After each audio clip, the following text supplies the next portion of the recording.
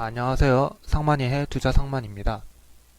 자, 바로 본론으로 들어가서 마켓 타이밍을 예측을 할 수 있는가에 대해서 우리는 끊임없이 생각을 하죠. 이제 쌀 때 사고 비쌀 때 판다. 언제 이익 실현을 할 것인지, 뭐 손절은 또 언제 해야 되는지 이런 것들을 끊임없이 생각을 하는데 정작 오르면 사고 내리면 팔게 되는 이 악순환에 빠지게 되는 거죠. 왜 그런가?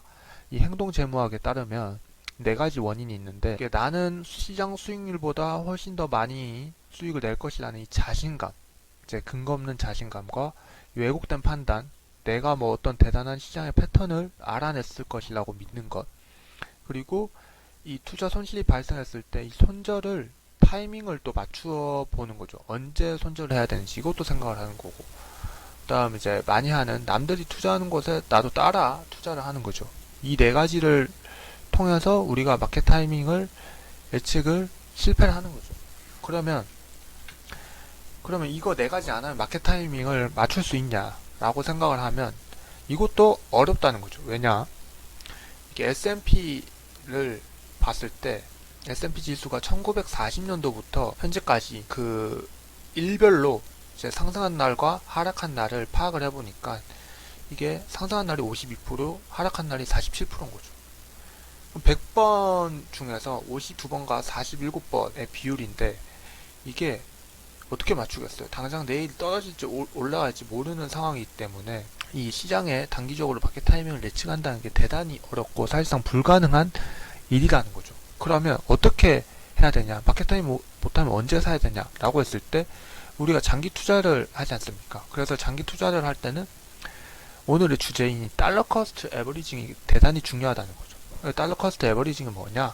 이제 주식이나 펀드를 구매를 할 때 매달 혹은 뭐 매주 일정한 금액, 거의 일정한 금액을 정기적으로 투자하라는 거죠. 이 뜻이 결국엔 적립식 투자라는 얘기거든요. 적립식 투자. 그 월급의 일부분을 매달 꾸준하게 투자를 하라는 건데, 자, 가까운 예시로 이 삼성전자를 작년 이제 하반기부터 투자를 해서 올해 10월 8일까지 매달 100주씩 샀습니다. 100주씩. 200주 살 때도 있고 50주 살 때도 있는데 거의 일정하게 샀을 때 5월 29일 날 사면 이 100주가 10월 8일 종가 기준으로 39%의 수익률을 냈다는 거죠. 그게 코로나 하락장이었을 때 39.2%, 23.7% 요만큼 반등을 한 거죠. 이만큼 수익률을 낸 건데 실제로 11월, 12월에 많이 올랐죠. 그래서 평균 15.2%의 수익률을 보여주고 있는데 이게 더 올랐을 테죠. 당연히 엄청 더 많이 올랐을 텐데 코스피랑 코스닥을 비교하더라도 뭐 이제 코스피는 13.6%, 코스닥은 22.7%의 수익률을 냈습니다. 이게 시사하는 바가 뭐냐? 일정하게 투자를 하면 수익률의 에버리징 평균이 되는 요 이제 수익률을 가져다 주는데 언뜻 보면 이게 꽤 수익률이 높다라고 생각할 수도 있는데 이거보다 더 수익률을 낼 수 있는 이런 전략적인 뭐 매수 방법 뭐 이런 것들이 없을까 고민을 하는 거죠.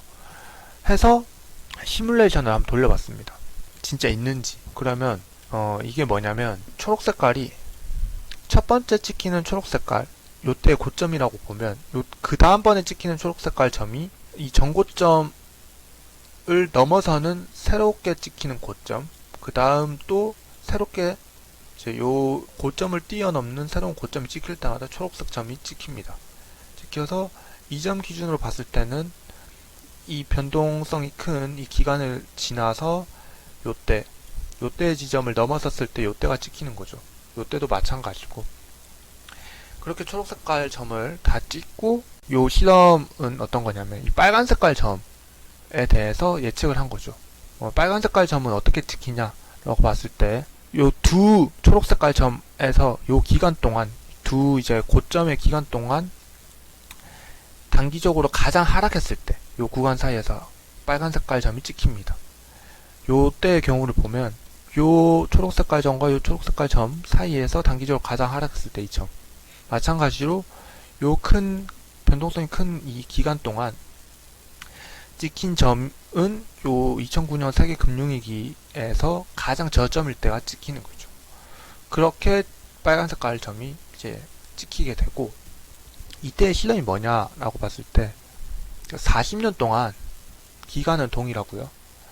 한 번은 이제 매달 달러 커스트 에버리징으로 매달 100불씩 적립식 투자를 한 거고, 그다음 한 번은 이제 바이 더 딥, 이 하락장 빨간 색깔 단기 하락일 때마다 투자를 하는 거죠. 근데 매달 투자하는 건 동일한데, 매달 투자를 요렇게 하다가 요렇게 기간이 길 때는 요 기간 동안 매달 쌓인 적금 요거를 요 저점일 때 투자를 하는 겁니다. 여기도 계속 쌓이고 있다가 요때 요 이제 매달 투자해야 되는 이 돈을 요때 다시 이제 일시불로 사게 되는 겁니다. 그래서 빨간색 점일 때만 이제 매수를 해서 수익률을 비교를 한 거죠.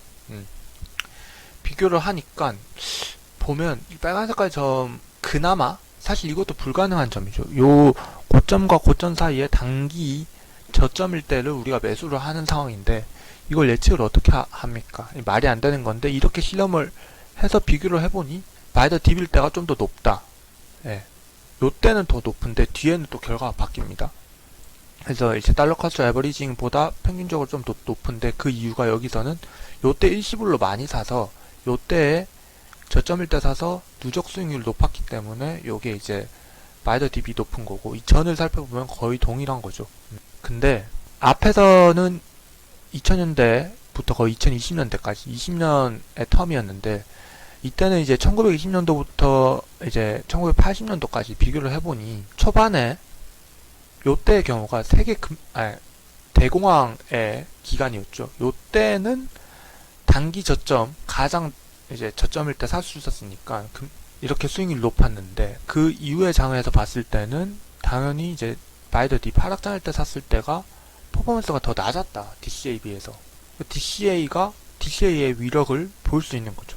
그렇게 보니까 40년이라고 했잖아요, 아까. 그래서 40년 동안으로 보게 되니까 달러 커스트 에버리징이 더 높은 수익률을 냈다. 예, 신기하게도. 예, 우리가 이때를 예측하는 것도 불가능한데 단기적으로 예측을 해서 매달 적립식 투자를 한다고 가정을 해도 달러 커스트 에버리징이 훨씬 더 나은 퍼포먼스를 보여주고 있는 거죠. 그래서 우리가 어떻게 투자를 하던 간에 사실상 시장을 예측하는 시장의 타이밍을 예측하는 건 힘든 거고, 결국 이 달러 커스트 에버리징을 실천을 해야 되는데, 실천했을 때 우리가 가장 별거 아닌데 가장 중요한 부분들을 챙길 수 있다는 거죠. 첫 번째로 시장의 미스 타이밍을 피하는 거죠. 마켓의 타이밍을 예측을 하지 않기 때문에 가능한 부분이고, 두 번째가 진짜 중요한 건데, 이제 투자하면서 감정적으로 투자를 하지 않게 되는 거죠. 매달 적립식으로 투자하니까 거의 기계적으로. 예. 그래서 이 부분이 저는 가장 중요하지 않나 생각을 하고요. 그 다음 이제 장기적으로 생각을 할 수 있다 라는 부분이 있는 거죠. 그러면 이제 달러 커스트 에버리징은 달러로 만약에 S&P 인덱스라든지 S&P 500 인덱스라든지 혹은 뭐 나스닥 뭐 인덱스라든지 이런 것들을 펀드나 뭐 ETF로 투자를 할 수 있겠죠. 근데 우리가 달러 커스트 에버리징을 비트코인에 적용을 시키면 어떨까 한번 찾아봤어요. 1년인데요. 이게 2019년도부터 매달 동일하게 이제 제가 300달러로 했습니다. 왜냐면 뭐 비트코인은 많이 투자를 못하지 않습니까? 왜냐면 뭐 리스크도 워낙 크고, 사실 이게 아직까지 뭐 안전 자산이냐 대체 자산으로서 역할을 할 수 있느냐에 대해서 뭐 논쟁의 여지가 항상 있어 왔기 때문에. 근데 뭐 자산 배분의 차원에서 만약에 300달러 정도를 매달 투자를 할 수 있다 라고 생각을 하면, 이게 1년을 투자를 해보니 원금 대비 64.87%의 수익을 낸 거죠. 그리고 이게 2년으로 땡기면 이게 작년과 올해를 땡겨보니까 113% 수익률. 3년도 마찬가지입니다. 3년. 이게 요 시점이 어느 시점이냐, 이게 우리나라 전 세계적으로 코인 붐이 올라왔다가 이 붐이 꺼지는 시기였지 않습니까? 요때부터 투자했을 때도 100%의 수익률을 냈다. 그리고 5년 정도 땡기면요, 5년, 이때가 코인 붐이 일어났을 때죠. 비트코인 투기 땡기면 800%.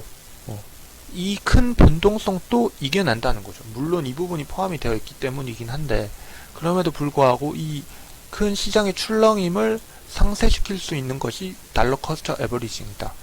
예, 이렇게 한번 그냥 생각을 해보시면 좋을 것 같습니다.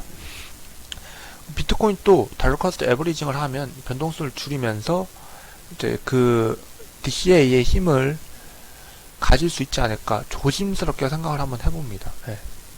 자, 오늘 영상 여기까지고 오늘 영상 또 많은 도움이 되었으면 좋겠습니다. 감사합니다.